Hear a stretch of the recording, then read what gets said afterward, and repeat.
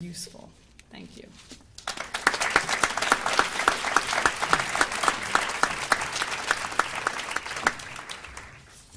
Thank you, Peggy. It's the new world, isn't it? Our final speaker this afternoon is Dr. Scott Radloff, the Director of the Office of Population and Reproductive Health in USAID's Global Health Bureau. Scott has held this post for 2 years and previously served as Deputy Director in the office for 10 years, with an intervening stint as Acting Director of the Program Office in the Global Health Bureau. Dr. Radloff has worked at USAID in international health for 25 years. As Director of the Office of Population and Reproductive Health, Scott provides those of us here in Washington and our field programs with strategic direction, and he fosters technical leadership in population, voluntary family planning, and reproductive health.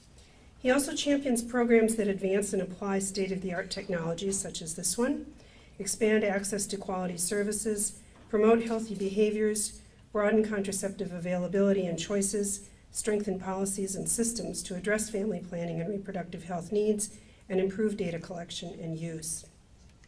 Scott holds a BA from the University of Vermont and a PhD from Brown University in sociology with a specialization in demography.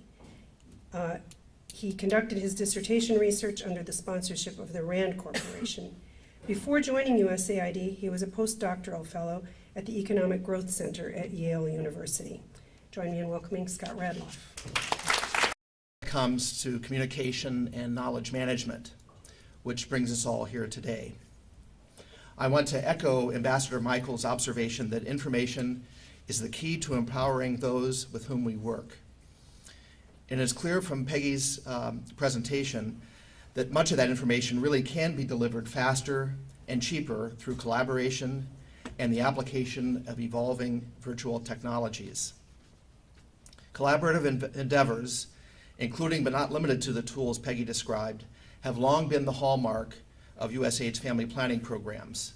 Family Planning, a global handbook for providers, is just one outstanding example of such collaboration. E-learning is another excellent example. Our cooperation and collaboration has paid off in quality, in efficiency, and in cost savings. It is great to see applications like the toolkit development tool that we just saw will make collaboration between people in all parts of the world, including the information users themselves, even easier. The more we collaborate and build the capacity of our overseas partners, the more that we share information that can empower individuals in developing countries to be the creators of their own health and development, the more sustainable our programs will be. Our experience has shown that in addition to providing high-quality information on the supply side, we need to work on the demand side.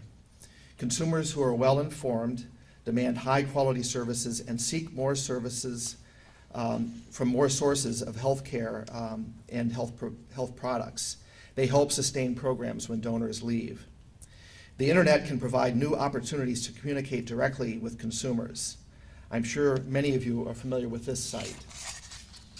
Historically, we have successfully demedicalized family planning services and moved from hospitals to clinics, from pharmacies to grocery stores, from rural clinics to community health providers.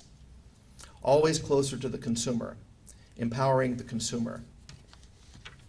Next slide. We know that consumer participation improves outcomes, even for recovering patients, or to help with chronic disease management. Next slide. Or support to people who want to change their health behavior. Next slide, please. Or just to learn about health. These sites all serve the end users, the patient, the health consumer, the sources of health like parents and teachers and grandparents, or people who just want to stay healthy. In public health, we have learned that when consumers take charge of their own health, disease decreases as people make healthier life choices. Sahetna means our health.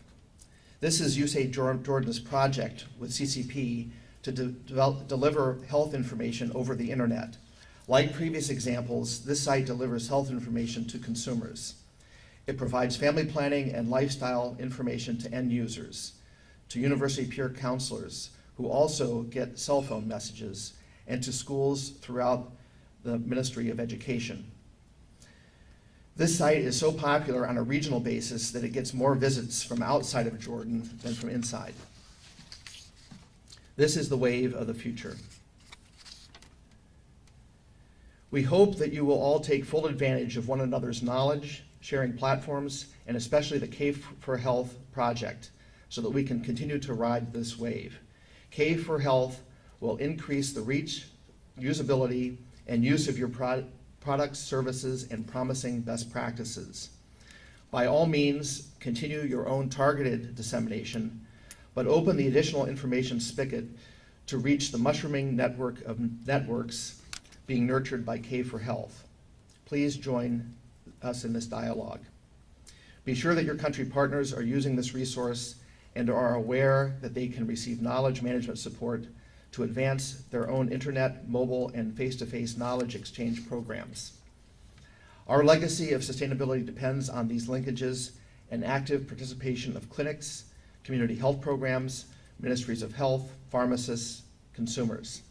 In sum, the future success of the entire public, private, and commercial health sector and the health of populations in the developing world hinges on working together through virtual information sharing. We can, as USAID's knowledge management strategy sets forth, do much better, faster, and cheaper. So let's continue to lead the way. I want to thank Johns Hopkins CCP for leading this important effort to ride the information technology wave. And I want to thank you all for coming today and joining us in this launch. Thank you.